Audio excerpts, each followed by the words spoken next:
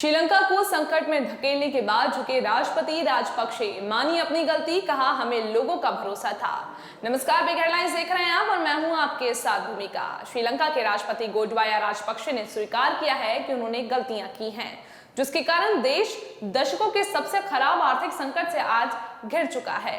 राष्ट्रपति ने अपनी गलतियों को सुधारने का संकल्प भी किया।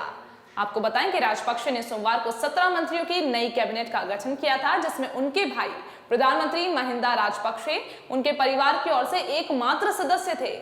राष्ट्रपति ने नई कैबिनेट के समक्ष अपनी गलती स्वीकारी है। गोटबाया राजपक्षे ने कहा है कि पिछले 2.5 साल में हमने कई चुनौतियों का सामना किया है। वहीं उन्होंने कहा कि कोविड-19, ऋण का बोझ और कुछ गलतियां हमारी रही हैं, उन्हें सुधारे जाने की आवश्यकता है। साथ ही आपको बता दें कि राजपक्षे ने आगे कहा है कि हमें उन्हें सुधारना होगा और आगे भी बढ़ना होगा। हमें लोगों का भरोसा पुनः जीतना होगा।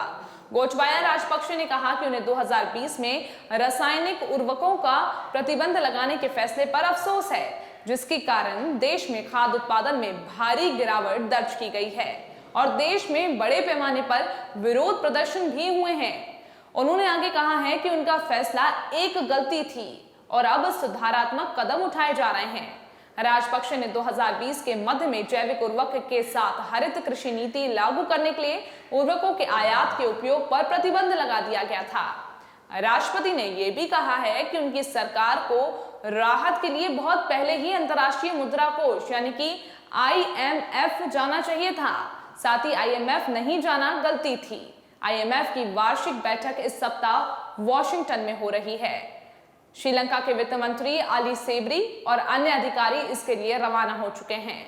श्रीलंका अप्रत्याशित आर्थिक संकट से जूझ रहा है और देश में विदेशी मुद्रा की भारी कमी भी दर्ज की गई है, जिससे वे खाद्य पदार्थों और साथ ही साथ ईंधन के आयात के लिए भुगतान नहीं कर पा रहा है। श्रीलंका ने खाद्य पदार्थों और ईंधन खरीदने के लिए आपातकालीन ऋण को लेकर चीन और भारत का रुख किया है।